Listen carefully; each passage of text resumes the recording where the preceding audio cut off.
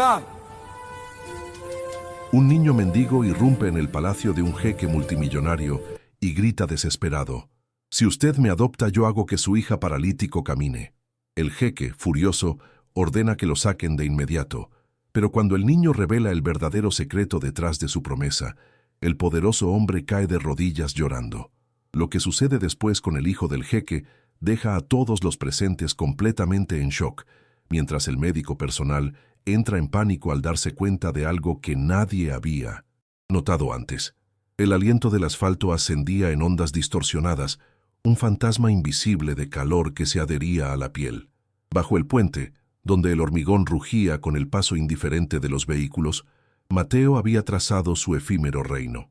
A sus 11 años, conocía cada recoveco de sombras, cada desecho prometedor, cada aroma a esperanza marchita que la ciudad expulsaba. Sus pies, curtidos por la piedra y el olvido, parecían raíces hundidas en la dura tierra del abandono. En ese laberinto, de cemento y polvo, donde el eco de su propia voz se perdía antes de ser escuchado, la vida de Mateo era una sinfonía silenciosa de observación. Su existencia transcurría en los márgenes, un espíritu delgado y ágil que se movía entre la indiferencia de multitudes apresuradas.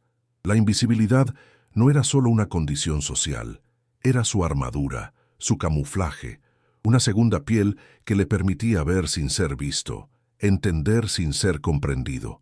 Bajo el viaducto, sus pertenencias se reducían a un fardo, de cartones y plásticos, un lecho blando que olía a lluvia vieja y a la promesa incumplida de un hogar. La ausencia de su madre, un silencio que se había instalado en su pecho años atrás, era el peso más constante, una herida que nunca supuraba, solo dolía en un fondo que nadie más percibía. No lloraba, observaba, no se quejaba, persistía. Era la dignidad forjada en la fragua de la escasez, una virtud inquebrantable en un mundo que premiaba la ostentación y el ruido. Un contraste brutal marcaba el paisaje de su rutina. El sedán importado, de un negro tan pulido que reflejaba el sol como un fragmento de obsidiana líquida, se deslizaba por las calles sucias con una solemnidad casi ofensiva, encapsulando una realidad ajena, un universo donde el asfalto no quemaba y los olores eran de esencias finas, no de escape de vehículos.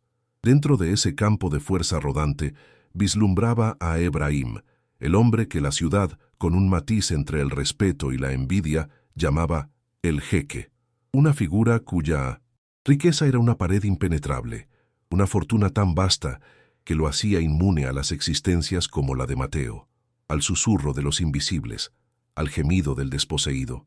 Era el vértice de un poder incomprensible, un gigante que se movía por el mundo con la certeza de quien lo posee. Sin embargo, no era por el jeque que el corazón de Mateo a veces latía con una cadencia ajena a la supervivencia. Era por ella, Sofía, una niña, apenas un año mayor que él, cuyo rostro pálido y ojos grandes asomaban, ocasionalmente tras el cristal del jardín de invierno de una mansión amurallada. Para Mateo, ella era una princesa prisionera, su silla de ruedas el trono inmóvil de un reino silencioso. Había algo en su fragilidad, en la delicadeza de sus movimientos contenidos, que resonaba con la propia vulnerabilidad oculta de Mateo. Era una conexión invisible, forjada en la distancia y la observación, la silenciosa empatía de dos almas que, a pesar de vivir en mundos opuestos, compartían la misma soledad profunda. Él la veía siempre a la misma hora, a través de las rejas ornamentadas que separaban el opulento jardín de su calle de polvo y olvido. La ferida emocional de Sofía era visible y desgarradora. La atrofia, una niebla fría que subía por sus piernas, robándole la libertad de movimiento. Mateo había sido testigo de su deterioro, una progresión lenta y dolorosa que él, desde su puesto de observación en la calle, había registrado con la precisión de un cronista mudo. Meses antes, la había visto dar pasos torpes por el jardín, sostenida por una cuidadora, luego con bastones. Finalmente, confinada a la silla, sus ojos a menudo fijos en el horizonte, como buscando una fuga que nunca llegaba. La mansión, un monumento de lujo y perfección, guardaba en su interior el secreto dolor de una niña, un dolor que a Mateo le parecía más grande que los imponentes muros que lo protegían. Un patrón inquietante había comenzado a emerger en la rutina de la mansión. Mateo, con su agudeza visual, entrenada por años de escanear la basura en busca de tesoros, había notado los paquetes, cajas azules y plateadas, con un diseño distintivo que aparecían de forma regular en los cubos de basura más cercanos a su refugio bajo el viaducto. Eran envases de un medicamento que, a juzgar por la cantidad desechada, Sofía consumía con regularidad. La primera vez que los vio, apenas les prestó atención, otro desecho del mundo rico. Pero luego, su mente, un archivo incansable de detalles, hizo una conexión. Recordaba haber visto esas mismas cajas antes, meses atrás, antes de que Sofía necesitara la silla de ruedas, antes de que su andar se volviera incierto. La revelación no fue un destello, sino un escalofrío que le recorrió la espalda, más frío que la brisa nocturna. Las consecuencias de esta revelación se manifestaban en el empeoramiento visible de Sofía. Cada vez que pasaba el sedán negro de Ebrahim o que veía a la niña en el jardín, su figura le parecía más frágil, más etérea. Las descripciones del doctor Morales, que Sofía había escuchado al pasar junto a una ventana abierta, hablaban de gotas para fortalecerla. Pero Mateo, con la lógica implacable de quien lo ha perdido todo y solo le queda su capacidad de discernimiento, sabía que algo no cuadraba. Las gotas, las cajas azules y plateadas, la atrofia progresiva, la suma de las partes no encajaba con la promesa de curación. Una angustia fría se instaló en su pecho, una certeza silenciosa que clamaba por ser escuchada, pero que se enfrentaba al muro impenetrable de la indiferencia. Hoy, como tantos otros días, el sol golpeaba el asfalto. Las sombras bajo el viaducto ofrecían poco consuelo. Mateo, acurrucado entre sus cartones, observaba el ir y venir del mundo. El sedán negro pasó, su brillo cegador por un instante, y en el jardín, por un segundo, vio a Sofía, su cabeza inclinada, el peso de su cuerpo una carga visible. La rutina del sufrimiento se había vuelto insoportable, tanto para la niña, prisionera de su propio cuerpo, como para él, prisionero de un conocimiento que nadie querría creerle. La impotencia lo apretaba, la verdad ardía en su interior, necesitaba actuar. La idea había germinado lentamente, alimentada por el miedo y una bondad inquebrantable que él mismo desconocía. La persistencia, su única herencia, lo empujaba hacia adelante, hacia el encuentro inevitable que cambiaría el curso de dos vidas. El silencio ya no era una opción. La invisibilidad se había vuelto un lujo que no podía permitirse. El calor, un peso invisible, se adhería a la piel de Mateo mientras corría. El asfalto quemaba, pero la urgencia era un fuego más implacable que consumía su miedo, dándole alas a sus pies descalzos.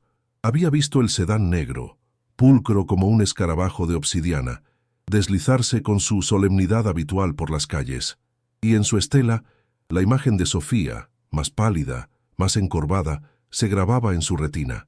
Las cajas azules y plateadas, los envases del veneno silencioso que él había desenterrado de la basura, pesaban en su mente como piedras. Su delgadez, que antes era una ventaja para escabullirse, ahora parecía una debilidad que lo hacía más lento.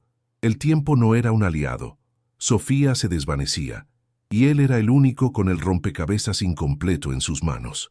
Con un impulso desesperado, Mateo aceleró, su cuerpo esquelético una flecha disparada hacia el portal de hierro forjado de la mansión. Los gritos se le atoraron en la garganta, palabras sin forma sobre las cajas, sobre el jarabe que no curaba, sino que marchitaba. Sus pulmones ardían, pero no se detuvo. El miedo por Sofía había transformado su invisibilidad en una audacia desconocida. Los pilares de piedra se alzaban imponentes, y tras ellos, el jardín, un oasis de verde que contrastaba brutalmente con el polvo y el hollín de su mundo. El jeque, Ebrahim, seguramente estaba dentro de ese sedán, ajeno al veneno que le robaba a su hija. Mateo tenía que llegar a él. El portón, una obra de arte en hierro, forjado, se alzó como una barrera insuperable. Un hombre con el rostro cincelado por la indiferencia y el uniforme oscuro se materializó frente a él. La sombra del guardia cayó sobre Mateo, imponente, impenetrable. Sus ojos, como fragmentos de hielo, barrieron la figura del niño con un desdén que Mateo conocía de sobra. La voz del hombre, áspera como la grava, cortó el aire. El jeque no recibe mendigos. La frase, tantas veces escuchada, golpeó a Mateo con la fuerza de un puño. Pero esta vez, el dolor no era por él, era por Sofía. Se aferró a las frías barras del portón, sus dedos pequeños y sucios aferrándose a la esperanza. No es el jarabe, la está empeorando. Yo lo vi. La voz de Mateo, aguda y rasposa por el esfuerzo, se quebró con el pánico. Intentó mostrar las cajas imaginarias que llevaba en la cabeza, las que había visto en la basura. Las cajas azules, no son buenas. Está empeorando, lo sé. Sus palabras, cargadas de una verdad que nadie quería oír, rebotaron contra la pared de silencio que el guardia le ofrecía. El hombre apenas parpadeó, su postura rígida, el rostro una máscara de desinterés.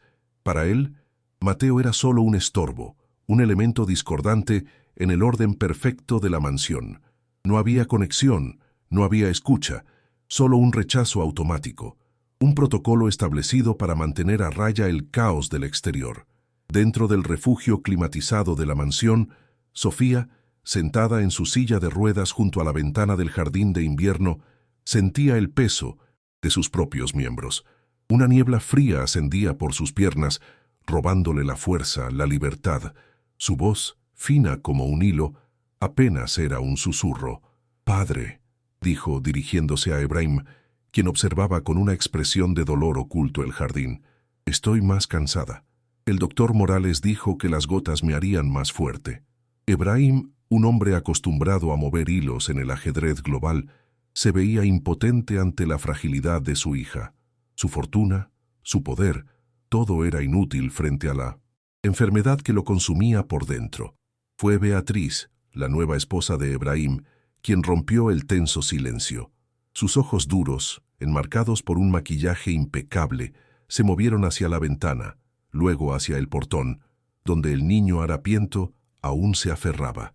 Una sonrisa perfectamente delineada se extendió por sus labios, pero no llegó a sus ojos. Había algo calculador en su calma, una frialdad que Mateo había percibido instintivamente en su breve observación. Con pasos medidos, Beatriz caminó hacia el portón. Su voz, clara y afilada como el cristal, cortó el aire de la mañana. «Quiten esa basura de aquí, ahora». No hubo un atisbo de duda, ni una pizca de humanidad en su tono. Su mirada, llena de un triunfo apenas velado, prometía en silencio que nada, y menos un niño de la calle, interrumpiría sus planes. Sofía, desde la ventana, observó la escena. Vio la mano del guardia empujar al niño flaco, arrojándolo de vuelta a la áspera acera. Sintió una punzada, un eco de su propia impotencia. No conocía al niño, pero había algo en su desesperación que le resultaba familiar. La puerta de hierro forjado se cerró con un chasquido metálico, sellando de nuevo el silencio de la casa. Un silencio que ahora se sentía más pesado, opresivo, impregnado con el perfume caro de Beatriz y el olor antiséptico del cuarto de Sofía, una mezcla extraña de lujo y enfermedad. La escena, la imagen del niño arrojado, se grabó en la mente de Sofía, un pequeño fragmento de caos en su ordenada prisión. Mateo cayó al suelo caliente, la humillación una oleada que le quemó las mejillas. Pero más allá de la vergüenza, el miedo por Sofía, por la princesa del jardín, era un nudo apretado en su estómago. No era la primera vez que lo expulsaban, pero esta vez la causa era justa, y la impotencia un sabor amargo. Se levantó con la misma obstinación que había forjado su supervivencia.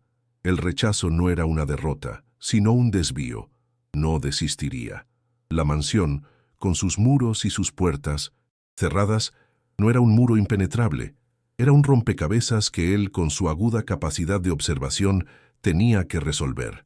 De vuelta en su refugio bajo el viaducto, el entrelazado de cartón y plástico le ofreció un consuelo conocido. El aire olía a tierra húmeda y a la promesa de la noche. Cavó en los cubos de basura desechados de las zonas ricas el santuario de sus hallazgos, y allí estaban, una vez más, las mismas cajas azules y plateadas. Decenas de ellas. El frío que lo golpeó no fue el de la noche o el del hambre, sino el de la memoria.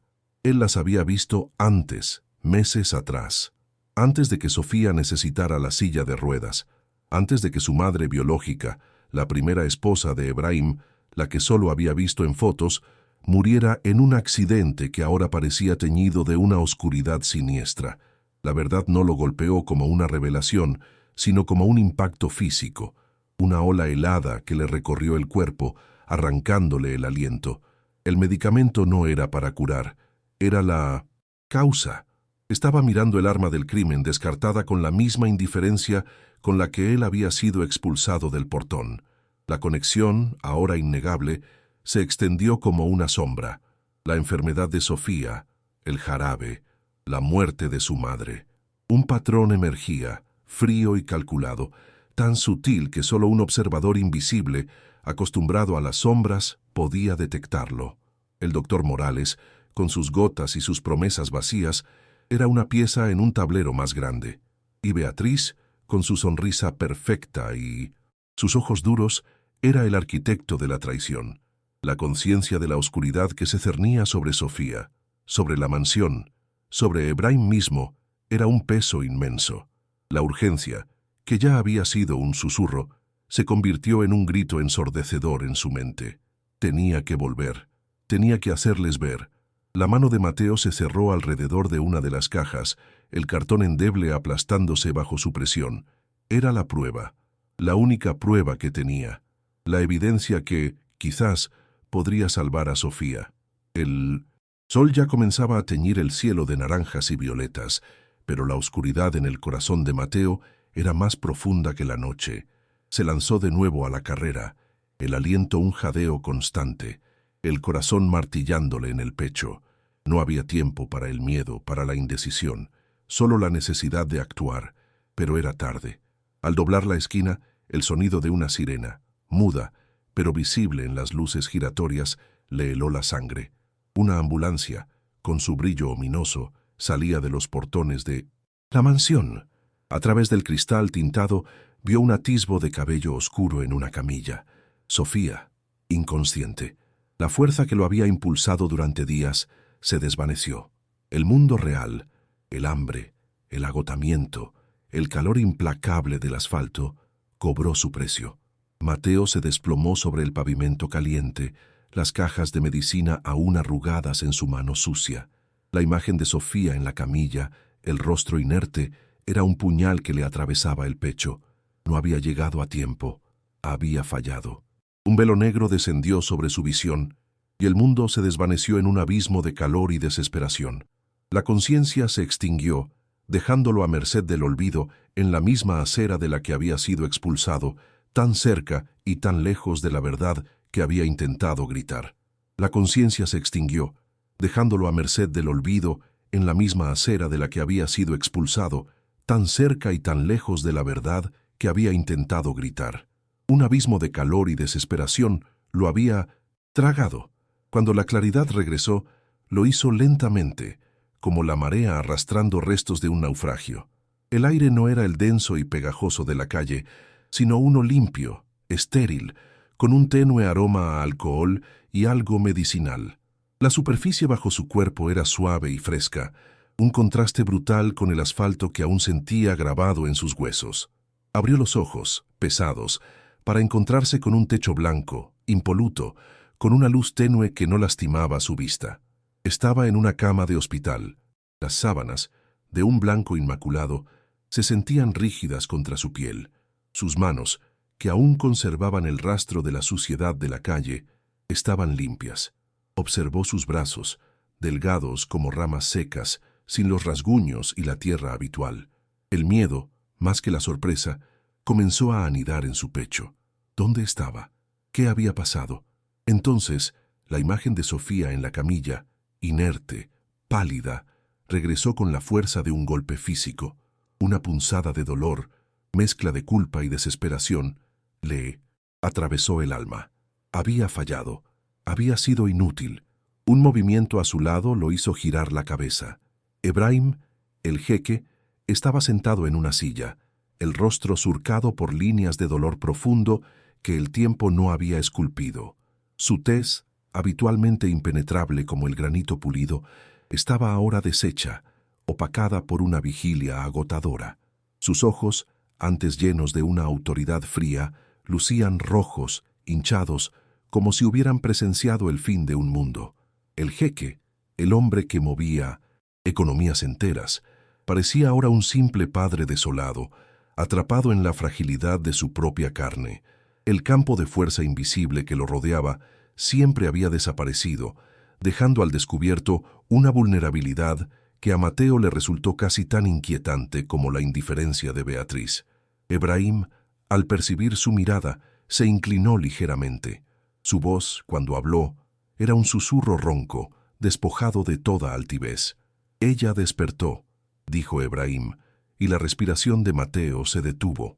Cada músculo de su cuerpo se tensó con la expectativa. Por un momento, solo por un momento, las palabras colgaban en el aire como hilos invisibles, frágiles, cargadas de la tristeza de lo efímero. Mateo observó el rostro de Ebrahim, buscando más. Una verdad que solo un padre al borde del abismo podía pronunciar. «No preguntó por mí», continuó Ebrahim, y el asombro atravesó a Mateo. «No preguntó por nadie de la familia. Solo preguntó si el niño de la marquesina estaba bien. Pidió por ti». La afirmación se posó en el aire, inverosímil, un eco de la conexión silenciosa que había existido entre la princesa y el mendigo. Las palabras de Sofía, desde el umbral de la conciencia, eran un faro que había cortado la oscuridad de Ebrahim. «Me hizo prometer que cuidaría de ti». Una ola de calor, no de vergüenza o humillación, sino de una extraña validación, recorrió a Mateo. La princesa, la niña que apenas lo conocía, había visto algo en él, algo que nadie más había notado. En ese instante, la puerta se abrió con un chasquido cortante, y Beatriz entró en la sala de tratamiento.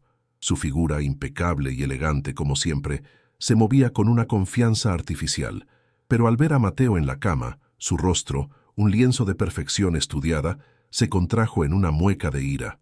«Ebrahim», exclamó, y su voz, habitualmente melosa, sonó áspera, casi histérica. «¿Qué hace esta criatura de la calle aquí? Esto es una falta de respeto». Pero algo en el jeque había cambiado. El dolor, la pena, se habían transformado en una furia fría, contenida, más peligrosa que cualquier grito. Se levantó lentamente, su sombra proyectándose sobre Beatriz, que retrocedió un paso, sorprendida por la intensidad silenciosa de su esposo. «Él está aquí», dijo Ebrahim, su voz baja y peligrosa, cada palabra una piedra lanzada con precisión. «Porque mi hija, en su última palabra consciente, pidió por él, y no por ti». La afirmación, más que una reprimenda, era una sentencia, la verdad desnuda, brutal, que despojaba a Beatriz de toda pretensión. El golpe de Mateo en el portón, el veneno en las cajas, la intuición de Sofía, todo se alineaba, y Ebrahim, el estratega acostumbrado a las jugadas maestras, finalmente vio la partida que se había jugado bajo su propio techo. La confusión en el rostro de Beatriz dio paso a un pánico incipiente, un reconocimiento de que sus cimientos se tambaleaban. Pero Mateo no podía permitirse el lujo de observar su caída. La urgencia, que antes lo había impulsado al portón, regresó con renovada fuerza, eclipsando su debilidad. Agarró el brazo de Ebrahim, su toque apenas una presión, pero cargado con el peso de la verdad. «El jarabe», jadeó Mateo, su voz aún rasposa, pero clara en su desesperación. «Tiene que revisar el jarabe, las cajas azules. Yo las vi». Sus palabras, simples y directas, perforaron la mente de Ebrahim como flechas en la oscuridad. El jeque, que había estado a punto de perder a su hija, que había sido engañado por su propia esposa, sintió un escalofrío.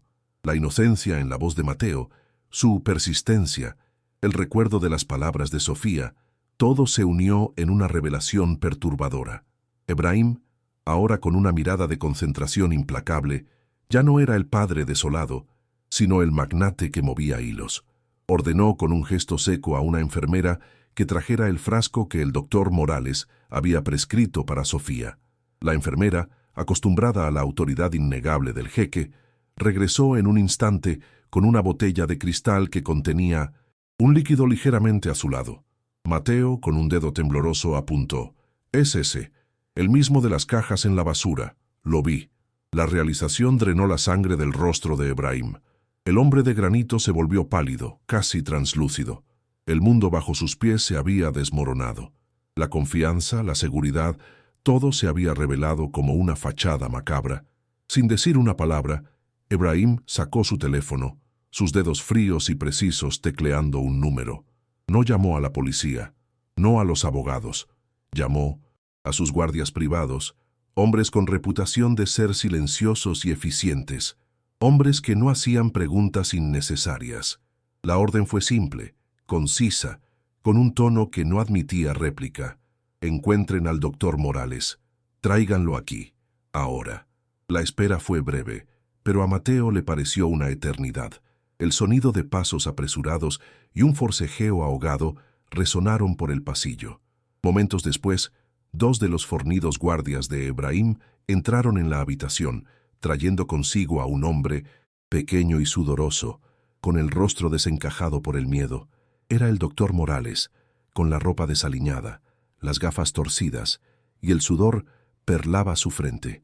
Sus ojos, esquivos, evitaban la mirada fría de Ebrahim. Confrontado por el jeque, que era la encarnación de la furia silenciosa, y por la evidencia innegable que Mateo había desenterrado de la basura, el médico se desmoronó. Su confesión fue patética, una cascada de lágrimas de autocompasión y balbuceos incoherentes.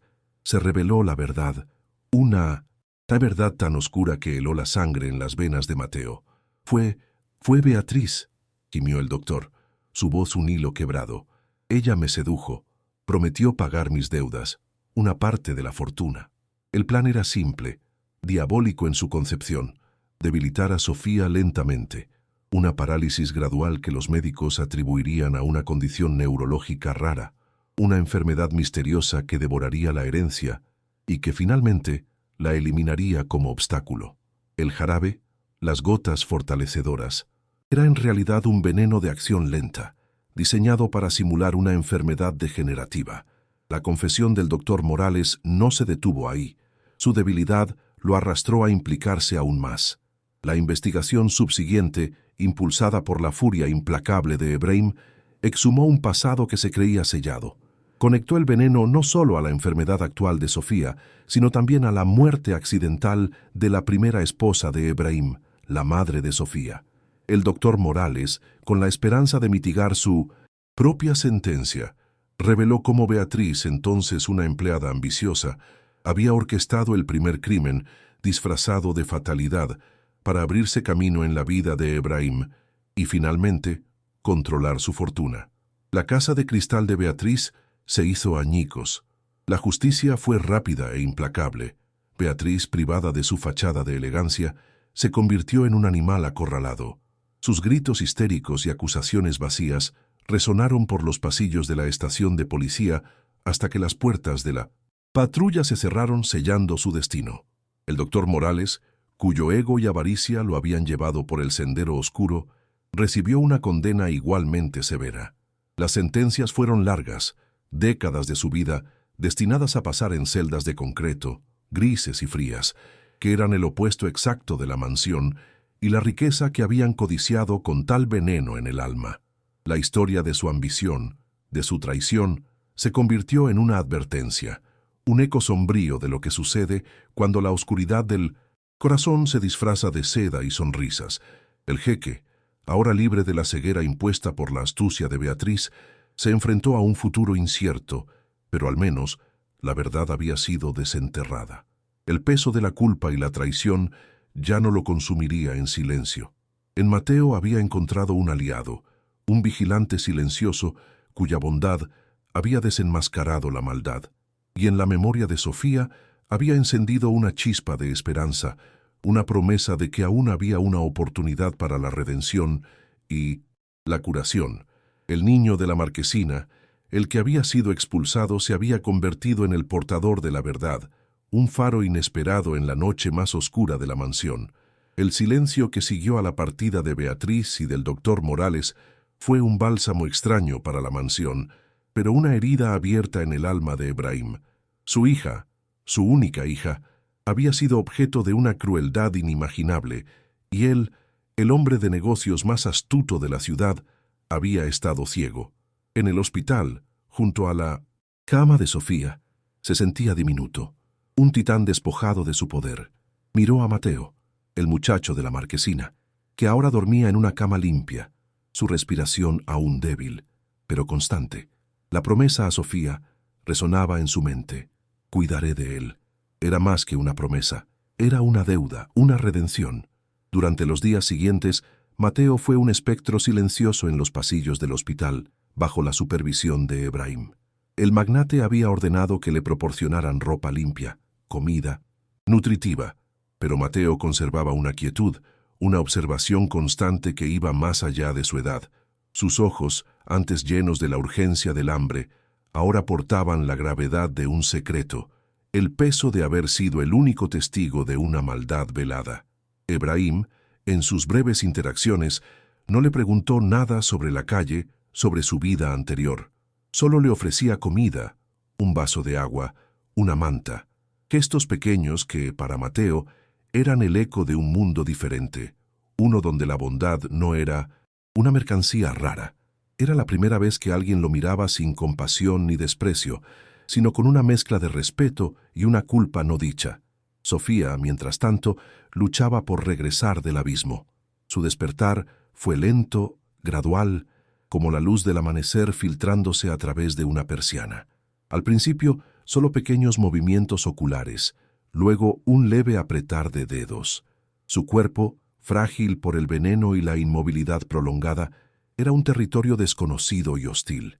Los fisioterapeutas, los mejores que el dinero de Ebrahim podía comprar, trabajaban incansablemente, pero la niña estaba atrapada en un caparazón de debilidad y miedo. No había lágrimas, solo una mirada distante, un silencio que era más desgarrador que cualquier grito. Había una lucha interna palpable, el deseo de vivir, la voluntad de moverse, contra el peso abrumador de su propio cuerpo y la memoria difusa de la traición. Ebrahim finalmente permitió a Mateo entrar en la habitación de Sofía. El ambiente era tenue, casi sagrado. Mateo se acercó con la lentitud de un animal salvaje que teme asustar a su presa. Sofía yacía inmóvil, sus ojos, antes brillantes, ahora opacos y sin vida. Mateo no habló. Solo se sentó en la silla junto a la cama, un poco más bajo que ella. De su bolsillo sacó una piedra lisa y pulida por el río que corría cerca del viaducto donde dormía. Era una piedra común, gris, con vetas blancas, pero en sus manos sucias parecía contener un secreto antiguo. La giró suavemente entre sus dedos, observando las líneas. «Esta piedra», comenzó Mateo, su voz un susurro que no pretendía ser escuchado, más una conversación consigo mismo. Estaba siempre fría, aunque el sol quemara el asfalto. Me recordaba que, aunque todo parezca caliente y pesado, hay algo dentro que puede ser frío y fuerte. Sofía no reaccionó, ni un parpadeo. Mateo, sin inmutarse, continuó. Me la quedé, para que me recordara que la fuerza no siempre grita. A veces, solo es un frío silencioso por dentro que no se quiebra. Ebrahim, de pie en el umbral, observaba la escena. El lujo de la habitación, las máquinas de monitoreo, los frascos de medicamentos caros, todo palidecía ante la simpleza cruda del muchacho y la piedra. Era una interacción tan ajena a su mundo, tan desprovista de artilugios que lo fascinaba. Mateo dejó la piedra con cuidado en la mesita de noche, al alcance de la mano de Sofía, pero sin tocarla. Luego se puso de pie, dio una pequeña inclinación de cabeza a Ebrahim y salió de la habitación. Era la primera interacción significativa entre el mendigo y la princesa, y había sido un intercambio de silencio y un objeto simbólico, una semilla, plantada en la tierra árida del dolor. Los días se transformaron en semanas. Sofía fue trasladada de vuelta a la mansión, que ahora se sentía más como un santuario que como una jaula dorada. El olor a perfume caro de Beatriz había desaparecido, reemplazado por la limpieza aséptica y el aroma a flores frescas que Ebrahim se empeñaba en tener. Mateo, ahora un residente discreto de la mansión, se movía como una sombra, observando, aprendiendo. Ebrahim le había asignado un tutor, un hombre amable que le enseñaba a leer y escribir, pero el verdadero aprendizaje de Mateo sucedía en el jardín de invierno, donde Sofía pasaba sus horas de fisioterapia. Mateo nunca intervenía directamente con los fisioterapeutas, respetaba su labor, pero cuando las sesiones terminaban y Sofía quedaba exhausta, la mirada perdida en el jardín, Mateo se acercaba. Su presencia no era intrusiva. Se sentaba a una distancia respetuosa, a veces leyendo en voz baja un libro de cuentos que el tutor le había dado, a veces solo mirando el jardín, un reflejo de la calma que él había encontrado en las calles. Un día, Sofía intentó mover un pie, un esfuerzo titánico que terminó en un temblor incontrolable. Una lágrima silenciosa rodó por su mejilla. Mateo, desde su asiento, no le dijo «lo lograrás» ni «no te rindas». En cambio, señaló una mariposa que revoloteaba cerca de la ventana. «Mira», dijo Mateo, su voz tan suave como el aleteo. «Ella no puede volar sin esforzarse. Cada aleteo es una decisión, pero mira qué lejos llega». No era una orden ni un consejo, era una observación, una invitación, una permisión explícita para que ella encontrara su propio significado en el esfuerzo. Sofía, por primera vez en mucho tiempo, siguió la dirección de su mirada, y una chispa, casi imperceptible, de curiosidad, brilló en sus ojos apagados. La piedra, lisa que Mateo había dejado en su mesita de noche, se convirtió en un ancla. Sofía la tomaba a veces, girándola entre sus dedos, sintiendo su frescura.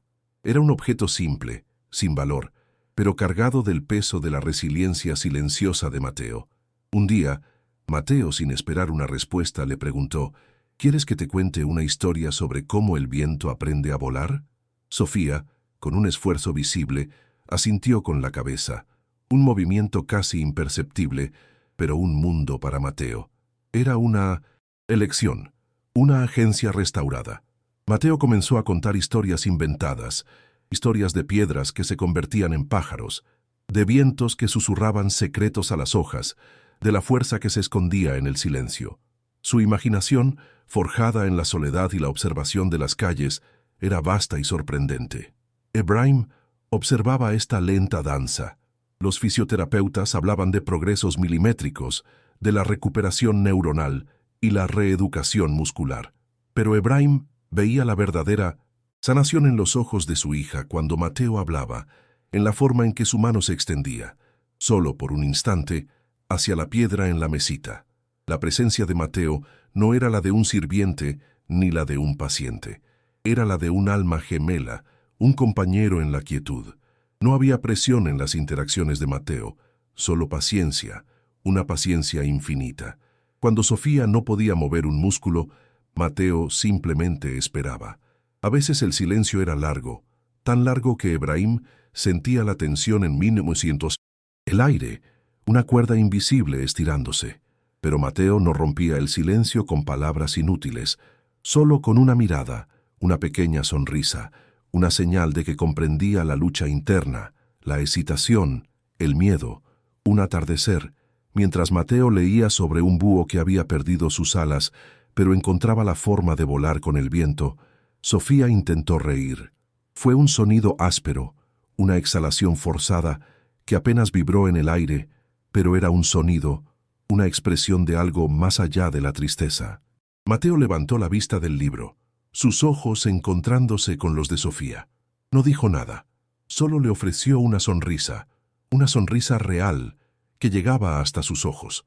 La mariposa que había visto antes revoloteaba de nuevo, posándose por un instante en el cristal de la ventana.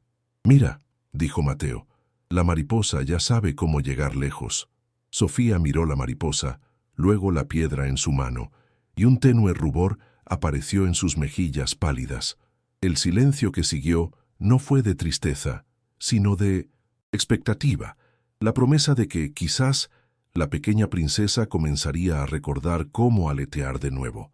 Era el primer atisbo real de esperanza, una pequeña victoria emocional, ganada no con medicina ni terapia, sino con la quietud, la paciencia y la sabiduría silenciosa de un muchacho que había aprendido a sobrevivir en los bordes del mundo. La conexión se consolidaba, una trenza invisible de confianza y entendimiento mutuo. Sofía, poco a poco, comenzó a buscar la presencia de Mateo. Una mirada, fugaz hacia su asiento, un leve movimiento de su cabeza cuando él entraba en la habitación. Ya no era una niña inerte, era una alma herida que comenzaba a abrirse, centímetro a centímetro, a la posibilidad de la esperanza. La piedra fría y fuerte se había vuelto su amuleto, un recordatorio tangible de que la resiliencia no siempre se veía, pero siempre existía. Ebrahim, al ver la transformación de su hija, de su casa, comprendió que había adoptado no solo un hijo, sino un faro, un silencioso, constructor de puentes hacia la curación. Los muros que él mismo había levantado alrededor de su corazón, de su fortuna, comenzaban a desmoronarse, ladrillo a ladrillo, bajo la influencia de la bondad más pura y desinteresada que jamás había conocido. Y en ese lento resurgir, la verdadera familia empezaba a tomar forma, no por sangre ni por estatus, sino por el hilo invisible de una conexión forjada en la adversidad y el respeto mutuo. La tarde se estiraba, pintando el jardín de invierno con tonos dorados y melancólicos. Sofía, sentada en su silla, observaba las hojas secas que se aferraban a las ramas, un reflejo de su propia inmovilidad. La sesión de fisioterapia había terminado, dejando un rastro de frustración silenciosa en el ambiente. El terapeuta, un hombre de buenos modales, había ofrecido sus usuales palabras de aliento antes de retirarse, dejando a Sofía y a Ebrahim solos. El jeque, de pie junto al ventanal, sentía el peso de su impotencia, un abismo insondable entre su poder en el mundo y su incapacidad para curar a su hija. Sus ojos se posaron en la pequeña piedra gris que descansaba sobre la mesa de noche de Sofía, el único objeto fuera de lugar en la pulcra decoración.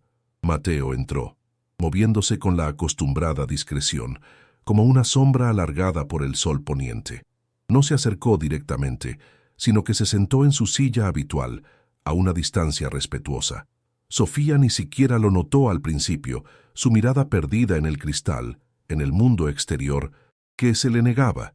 Ebrahim, sin embargo, vio el tenue brillo en los ojos de Mateo mientras observaba a la niña, una mezcla de determinación y una ternura que a él mismo le era ajena. Mateo no preguntó cómo se sentía, ni intentó animarla con frases vacías. Su voz, cuando finalmente habló, fue un susurro apenas audible, como el roce de dos hojas secas. «Sabes, Sofía», comenzó, sin mirarla directamente, sino con la vista fija en la piedra sobre la mesa. «Las mariposas, antes de volar, son muy pesadas. Están atrapadas, pero no se rinden. Cada pequeña fibra, cada músculo diminuto, aprende a moverse, poco a poco. Primero un aleteo en la oscuridad, luego otro, hasta que el capullo ya no puede contenerlas». Sofía parpadeó, la primera señal de que había escuchado. Su mirada lenta y pesada se desvió de las hojas a Mateo. Él sonrió, una sonrisa pequeña, llena de comprensión. «¿Recuerdas la historia del búho que perdió sus alas?», continuó Mateo. «Él aprendió a volar con el viento, no con sus propias alas, sino con la fuerza invisible que otros le daban. Pero para sentir el viento, tenía que mover algo, solo un poquito, para mostrarle al viento dónde tenía que soplar». Con un movimiento suave y calculado, Mateo se levantó. Caminó hasta la mesita de noche de Sofía y con delicadeza tomó la piedra gris. La giró entre sus dedos, dejando que la luz del sol resaltara sus vetas. «Esta piedra», dijo, extendiendo su mano con la piedra hacia Sofía, pero deteniéndose justo donde ella no podía alcanzarla sin un esfuerzo. La distancia era mínima, quizás unos 30 centímetros. «Es fuerte, siempre fría, pero ¿sabes qué? Puede volar. Si alguien le da un poquito de su propio viento». La tensión llenó la habitación. Ebrahim observaba, su respiración contenida, Sabía que Mateo no estaba jugando. La quietud de Sofía, la barrera de su cuerpo inerte, era un desafío silencioso.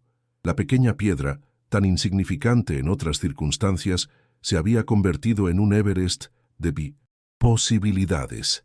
Sofía miró la piedra, luego la mano de Mateo, luego sus propios muslos inamovibles. El miedo, denso y helado, se reflejaba en sus ojos. Un temblor casi imperceptible recorrió su cuerpo. Intentó hablar, pero solo un gemido ahogado escapó de su garganta. Su labio inferior tembló. Mateo la miró con una intensidad tranquila, una pregunta silenciosa en sus ojos. ¿Quieres volar? Ella tomó una respiración superficial, el aire entrando con dificultad en sus pequeños pulmones. El sudor, frío, perlaba su frente. Sus dedos se crispaban involuntariamente, pero sus piernas seguían siendo de plomo. Era como si una fuerza invisible la mantuviera anclada, la memoria del veneno, del abandono, del cuerpo que la había traicionado. Solo un poquito, susurró Mateo, su voz como una pluma, casi un pensamiento, para que el viento sepa. Sofía cerró los ojos, concentrando toda su energía, toda su voluntad, en una sola parte de su cuerpo. El rostro se le contrajo con el esfuerzo. Ebrahim, que nunca había visto tal agonía concentrada, sintió un nudo en el estómago. La rodilla de Sofía se levantó, apenas un centímetro, un temblor. Fue una contracción minúscula, frágil, apenas visible para el ojo, como la primera brizna de hierba rompiendo la tierra congelada. Y luego, tan rápido como había surgido, la fuerza la abandonó y su pierna volvió a caer, golpeando suavemente el cojín de la silla. Un suspiro ahogado escapó de ella, una mezcla de frustración y desesperanza. Mateo no retiró la piedra. Mantuvo su mano extendida, inquebrantable, con la misma paciencia que un río espera la lluvia. El búho tuvo que intentar muchas veces, dijo Mateo. El viento no lo levantó de inmediato. Tuvo que mostrar que quería volar, solo un poquito más. Sofía abrió los ojos de nuevo. Esta vez había una luz diferente, una chispa de rabia mezclada con su miedo. La rabia de no poder, de ser tan débil. Miró la piedra, un objeto de esperanza y frustración. Tomó otra respiración profunda, más consciente esta vez. Un gemido de determinación, casi un gruñido, escapó de su garganta. Ebrahim apretó los puños, el corazón martilleando en su pecho. El silencio era total, solo el tenue sonido del jardín y el latido desbocado de Ebrahim.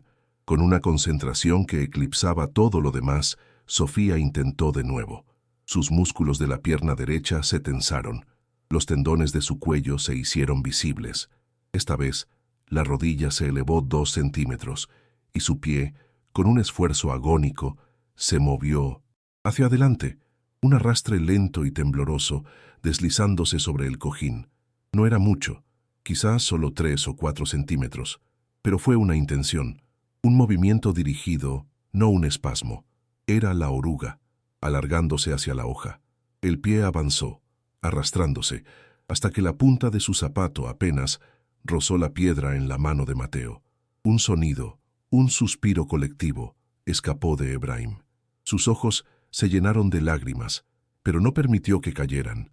Era una emoción cruda, poderosa, que lo dejó sin aliento. Mateo, por su parte, mantuvo su expresión, pero un brillo fugaz de triunfo danzó en sus ojos. Sofía se quedó inmóvil, con la punta de su zapato tocando la piedra. Estaba exhausta, temblorosa, pero su mirada ya no estaba perdida. Había vuelto. Sus ojos brillaban con una mezcla de sorpresa, incredulidad y una alegría incipiente. Miró a Mateo, luego a su propio pie, luego a la piedra. La piedra voló, susurró Sofía, su voz apenas un hilo, pero clara, consciente, con una melodía que Ebrahim no había escuchado en meses. La piedra sintió el viento. Mateo sonrió, una sonrisa completa y radiante que iluminó su rostro. Lentamente, con infinita delicadeza, bajó la mano y colocó la piedra en la palma abierta de Sofía. «No, Sofía», dijo Mateo, su voz llena de una calidez que derritió el hielo alrededor del corazón de Ebrahim. «La piedra no voló sola. Tú la hiciste volar. Tú fuiste el viento». Las lágrimas, contenidas durante tanto tiempo, brotaron de los ojos de Sofía, silenciosas al principio, luego corriendo libremente por sus mejillas pálidas. No eran lágrimas de tristeza, sino de liberación, de una catarsis que inundó la habitación. Ebrahim dio un paso adelante, sus propias manos temblorosas, pero se detuvo. Este era el momento de Sofía y Mateo. «Tú fuiste el viento», repitió Mateo, su voz aún suave, pero ahora con una convicción profunda. «Siempre lo has sido. Solo tenías que recordarlo». El sol se ocultó por completo, envolviendo el jardín en una suave penumbra, pero la luz que emanaba de Sofía, de su rostro bañado en lágrimas, de la piedra en su mano, era más brillante que cualquier atardecer. Había sido un pequeño paso, apenas un roce, pero en ese diminuto movimiento residía un universo de posibilidades. La conexión entre la niña de la mansión y el muchacho de la marquesina se había sellado, no con promesas vacías, sino con la voluntad de una pierna que se había negado a rendirse y el susurro de una voz que había encontrado su camino de regreso. Ebrahim, con un nudo en la garganta, sintió una gratitud tan inmensa que le dolía el pecho. No había dinero en el mundo que pudiera comprar lo que acababa de presenciar. No era una cura, no era una marcha triunfal, pero era el inicio. Era la prueba de que el veneno podía ser combatido, no solo con medicina, sino con la persistencia silenciosa de la bondad y la paciencia.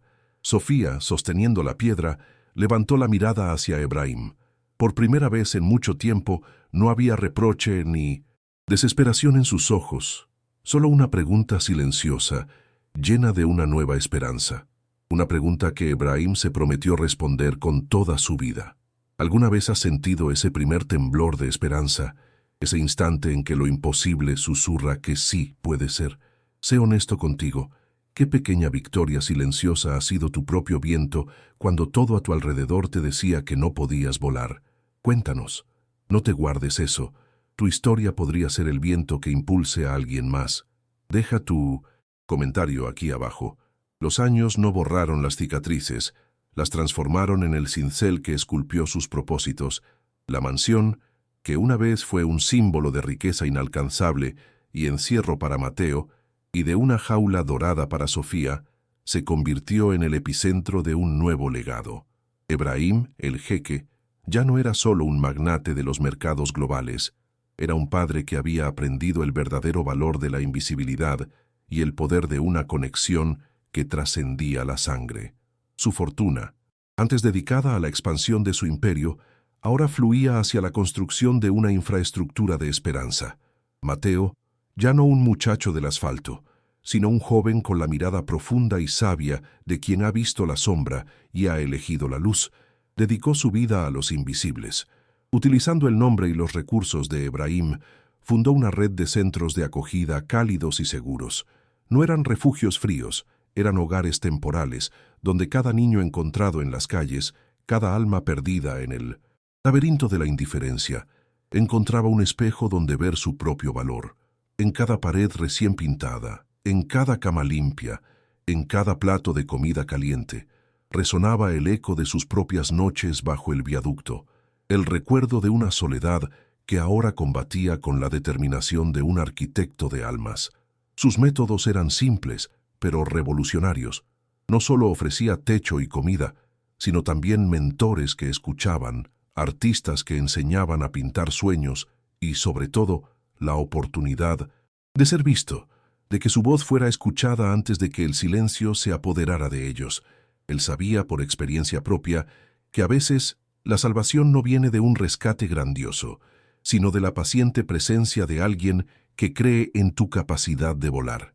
Sofía, que conoció la prisión de su propio cuerpo y la traición de la enfermedad inducida, encontró su propia voz en el movimiento. Se convirtió en una fisioterapeuta neurológica de renombre, especializada en rehabilitación pediátrica. Sus manos, que una vez habían temblado por la debilidad, ahora eran fuertes y seguras, guiando los pequeños miembros de niños que habían sido diagnosticados con la imposibilidad. No les prometía milagros, sino el mapa para encontrar la fuerza que ya residía en ellos. Les enseñaba a sentir el viento en sus propios cuerpos, a mover un dedo, un pie, un músculo, con la misma concentración y rabia que ella había puesto en el roce de su zapato contra la piedra de Mateo. Para Sofía, cada pequeña victoria de sus pacientes era una reafirmación de que las alas no siempre eran visibles, pero siempre estaban ahí, esperando la oportunidad de desplegarse. Sus terapias eran innovadoras, fusionando la ciencia con la empatía, creando ambientes donde el juego y la imaginación eran tan importantes como los ejercicios físicos. Recordaba vívidamente su propia lucha, las mañanas de sudor frío y frustración, y transformó esa memoria en una fuente inagotable de paciencia y comprensión para cada niño que cruzaba la puerta de su clínica. Su enfoque era holístico, sanando no solo el cuerpo, sino también el espíritu, infundiendo en sus pequeños pacientes la creencia inquebrantable en su propia capacidad de superación. Ebrahim observaba a sus dos hijos, la hija que casi pierde y el hijo que ganó. No había barreras entre ellos, no había diferencia de sangre o de estatus, solo el profundo e inquebrantable lazo de una familia forjada en el fuego de la adversidad y la redención. La mansión, una vez silenciosa y fría, resonaba ahora con risas, con las voces de niños que venían a visitar a Sofía, con las reuniones que Mateo organizaba para sus centros. La piedra gris, el pequeño y humilde amuleto que había sido testigo del primer atisbo de esperanza de Sofía, ahora descansaba sobre su escritorio en su clínica. Pulida por el tiempo y el roce de sus dedos, era un recordatorio constante de que las mayores batallas se libran en silencio y las victorias más significativas son aquellas que nadie más puede ver. Cada vez que sentía el peso frío y fuerte de la piedra en su mano, Sofía recordaba las palabras de Mateo. Tú fuiste el viento. La frase temática que había cobrado vida en aquel jardín de invierno se había convertido en el mantra de sus vidas. El viento de la bondad, una vez sentido, puede impulsar las alas más rotas a volar de nuevo. La bondad de Mateo no había sido una solución mágica, sino un catalizador. Su persistencia silenciosa había despertado la propia fuerza de Sofía, su voluntad de luchar. Y esa misma chispa, replicada a través de sus propias misiones, se encendía en las vidas de innumerables niños y familias. El ciclo de dolor y abandono que la sociedad intentaba esconder bajo las alfombras de la indiferencia había encontrado en Mateo y Sofía a sus más fervientes oponentes. Ellos no buscaban castigo, sino la prevención. No se conformaban con remediar el mal, sino que construían barreras contra él, ladrillo a ladrillo, corazón a corazón. Las cicatrices que Ebrahim había intentado borrar con dinero y poder se revelaron como los mapas que guiaban a sus hijos hacia su verdadero destino. No había vuelta atrás. La antigua normalidad de Ebrahim, la de un hombre aislado por su riqueza y su dolor, había desaparecido. Había un nuevo paradigma, una nueva familia, definida por la compasión y el propósito compartido. Su fortuna no era ya solo una acumulación, sino una herramienta de transformación. Aún así, sabían que el mundo no era un cuento de hadas. La oscuridad y la indiferencia seguían existiendo. Patrones de dolor podían volver a surgir. La vigilancia emocional era una constante. Pero ahora no se enfrentaban a ellos desde la soledad o la impotencia, sino desde la fuerza de una conexión inquebrantable. Las pequeñas victorias eran celebradas, pero la lucha continuaba, silenciosa y constante, porque la verdadera curación no es un destino, sino un viaje, una elección diaria de ser el viento para alguien más. ¿Alguna vez has sentido ese primer temblor de esperanza, ese instante en que lo imposible susurra que sí puede ser? Sé honesto contigo. ¿Qué pequeña victoria silenciosa ha sido tu propio viento cuando todo a tu alrededor te decía que no podías volar? Cuéntanos. No te guardes eso. Tu historia podría ser el viento que impulse a alguien más. Deja tu comentario aquí abajo. Mira, sabemos lo que sientes. Esa punzada, ese nudo en la garganta. La vida te ha dicho muchas veces que te calles, que te conformes, pero aquí estamos recordándote que el silencio no es siempre el final, es solo el capullo. ¿Vas a dejar que esta historia se te escape sin decir nada? ¿Vas a permitir que esa emoción que acabas de sentir se evapore en el aire o vas a darle voz? No hay excusas. Tu opinión, tu propia historia de viento o de capullo es importante. Es tu última oportunidad de ser parte de algo más grande, de decir al mundo, yo también sentí el viento. ¿Vas a dejarla pasar? Si te atreves a sentir, si te atreves a volar, aunque sea un poquito, con un solo comentario, entonces este vídeo habrá valido la pena. ¿Qué aprendiste? ¿Qué movió en ti? Tu historia de superación, tu frase, tu única palabra. Comenta ahora. Te estamos esperando. El tiempo se agota. Los años no borraron las cicatrices, las moldearon, cincelando en Mateo y Sofía un propósito inquebrantable. La mansión, que alguna vez fue símbolo de una riqueza inalcanzable y encierro para Mateo, y jaula dorada para Sofía, se transformó en el corazón palpitante de un nuevo legado. Ebrahim, el jeque, ya no era solo un magnate global, sino un padre que había desaprendido la indiferencia del estatus, comprendiendo el valor trascendente de una conexión que superaba lazos de sangre o fortuna. Su riqueza, antes enfocada en imperios, ahora fluía hacia la edificación de una infraestructura de esperanza, una arquitectura relacional sólida. Mateo, ya no el muchacho del asfalto, sino un joven con la mirada profunda y sabia de quien ha habitado la sombra y ha elegido la luz, dedicó su existencia a los invisibles. Con el respaldo de Ebrahim, fundó una red de centros de acogida. No eran meros refugios, sino espacios diseñados para ser hogares temporales, donde cada niño, cada alma extraviada en el laberinto de la indiferencia social, encontraba un espejo que reflejaba su propio valor innato. En cada pared recién pintada, en cada cama limpia, en cada plato de comida caliente, reverberaba el eco de sus propias noches bajo el viaducto, el recuerdo de una soledad que ahora combatía con la precisión de un ingeniero de almas. Su metodología era simple, pero revolucionaria. No solo ofrecía techo y sustento, sino mentores que validaban, artistas que inspiraban sueños y, sobre todo, la oportunidad vital de ser visto, de que su voz fuera escuchada antes de que el silencio se apoderara de ellos. Él sabía, por experiencia propia, que la verdadera salvación no siempre reside en un rescate grandioso, sino en la paciente presencia de alguien que cree en tu capacidad intrínseca de volar. Sofía, quien conoció la prisión de su propio cuerpo y la traición de una enfermedad inducida, encontró su propia voz en el movimiento. Se convirtió en una fisioterapeuta neurológica de renombre, especializada en rehabilitación pediátrica. Sus manos, que antaño habían temblado por la debilidad, ahora eran fuertes y seguras, guiando los pequeños miembros de niños diagnosticados con la imposibilidad. No les prometía milagros, sino la cartografía para descubrir la fuerza que ya residía en ellos.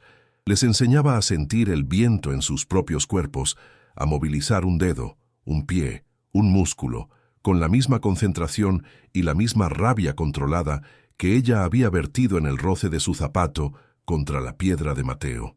Para Sofía, cada pequeña victoria de sus pacientes era una reafirmación irrefutable de que las alas no siempre son visibles, pero siempre están ahí, aguardando la oportunidad precisa para desplegarse. Sus terapias eran innovadoras, fusionando la ciencia con una empatía profunda, creando entornos donde el juego y la imaginación eran tan cruciales como los ejercicios físicos. Rememoraba vívidamente su propia lucha, las mañanas de sudor frío y frustración, transformando esa memoria en una fuente inagotable de paciencia y comprensión para cada niño que cruzaba el umbral de su clínica. Su enfoque era holístico, sanando no solo el cuerpo, sino también el espíritu, infundiendo en sus pequeños pacientes la creencia inquebrantable en su propia capacidad de superación. Ebrahim observaba a sus dos hijos, la hija que casi pierde y el hijo que ganó. No existían barreras entre ellos, ni diferencias de sangre o estatus, solo el lazo profundo e irrompible de una familia forjada en el fuego de la adversidad y la redención. La mansión, antaño silenciosa y fría, resonaba ahora con risas, con las voces de niños que visitaban a Sofía, con las reuniones que Mateo organizaba para sus centros. La piedra gris, aquel humilde y pequeño amuleto que había sido testigo del primer atisbo de esperanza de Sofía, ahora reposaba sobre su escritorio en su clínica, pulida por el tiempo y el roce de sus dedos era un recordatorio constante de que las batallas más grandes se libran en silencio y que las victorias más significativas son aquellas que nadie más puede percibir. Cada vez que sentía el peso frío y firme de la piedra en su mano, Sofía recordaba las palabras de Mateo: «Tú fuiste el viento». La frase temática, que había cobrado vida en aquel jardín de invierno, se había convertido en el mantra que guiaba sus existencias. El viento de la bondad, una vez sentido, puede impulsar las alas más rotas a volar de nuevo. La bondad de Mateo no fue una solución mágica, sino un catalizador preciso. Su persistencia silenciosa había despertado la fuerza interna de Sofía, su voluntad intrínseca de luchar, y esa misma chispa, replicada a través de sus propias misiones, se encendía en las vidas de incontables niños y familias. El ciclo de dolor y abandono que la sociedad intentaba ocultar bajo las alfombras de la indiferencia había encontrado en Mateo y Sofía a sus más fervientes oponentes. No buscaban el castigo, sino la prevención. No se conformaban con remediar el mal, sino que construían barreras activas contra él, ladrillo a ladrillo, corazón a corazón. Las cicatrices, que Ebrahim había intentado borrar con dinero y poder, se revelaron como los mapas que guiaban a sus hijos hacia su verdadero destino relacional. No había marcha atrás. La antigua normalidad de Ebrahim, la de un hombre aislado por su riqueza y su dolor, había desaparecido. Había un nuevo paradigma, una nueva familia, definida por la compasión activa y un propósito compartido. Su fortuna ya no era solo una acumulación, sino una herramienta de transformación estratégica. Aún así, sabían que el mundo no era un cuento de hadas. La oscuridad y la indiferencia persistían. Patrones de dolor podían resurgir. La vigilancia emocional era una constante, una disciplina diaria, pero ahora no se enfrentaban a ellos desde la soledad o la impotencia, sino desde la fuerza de una conexión inquebrantable y una competencia emocional adquirida. Las pequeñas victorias eran celebradas como confirmaciones, pero la lucha continuaba, silenciosa y constante, porque la verdadera curación no es un destino estático, sino un viaje, una elección diaria de ser el viento para alguien más. Mira, sabemos lo que sientes, esa punzada, ese nudo en la garganta. La vida te ha dicho muchas veces que te calles, que te conformes, pero aquí estamos, recordándote que el silencio no es siempre el final, es solo el capullo. ¿Vas a dejar que esta historia se te escape sin decir nada? ¿Vas a permitir que esa emoción que acabas de sentir se evapore en el aire? ¿O vas a darle voz? No hay excusas. Tu opinión, tu propia historia de viento o de capullo, es importante. Es tu última oportunidad de ser parte de algo más grande, de decir al mundo: yo también sentí el viento. ¿Vas a dejarla pasar? Si te atreves a sentir, si te atreves a volar, aunque sea un poquito, con un solo comentario, entonces este video habrá valido la pena. ¿Qué aprendiste? ¿Qué movió en ti? Tu historia de superación, tu frase, tu única palabra. Comenta ahora. Te estamos esperando. El tiempo se agota. ¿Alguna vez, en el más profundo de tus silencios, has sentido ese primer temblor de esperanza, ese susurro casi imperceptible que te dice que lo imposible sí puede ser? Esa chispa que desafía la lógica, que se enciende cuando todo a tu alrededor grita resignación. Sé brutalmente honesto contigo mismo en este instante. ¿Cuántas veces has callado tu propia verdad, esa que te consume desde adentro, por miedo a la tormenta que desataría? ¿Qué parte de tu esencia has mantenido oculta, silenciada por las expectativas invisibles de quienes te rodean, por el peso de un juicio que anticipas?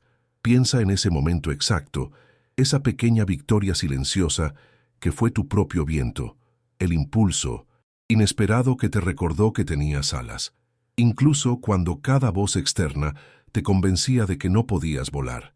¿Lo recuerdas? Esa resistencia interna, ese acto de dignidad que nadie más vio, pero que para ti lo cambió todo. No te guardes eso. No permitas que esa memoria sea solo tuya, una joya guardada bajo 7 llaves en el cofre de tu alma. Tu historia, ese fragmento de tu verdad más íntima, podría ser el viento que impulse las alas más rotas de alguien más, quizás de alguien que ahora mismo se siente tan invisible, y solo como tú alguna vez te sentiste. Deja ese comentario aquí abajo. Mira, sabemos lo que sientes. Esa punzada familiar, ese nudo apretado en la garganta que se forma cuando la vida te ha dicho una y otra vez que te calles, que te conformes, que tu dolor no es importante. La indiferencia es un veneno lento, y el silencio a veces parece la única respuesta.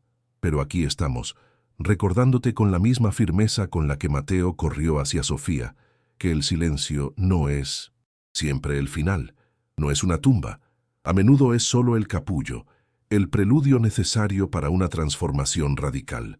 Vas a permitir que esta historia, que acaba de tocar una fibra tan profunda en tu ser, se te escape sin dejar tu huella.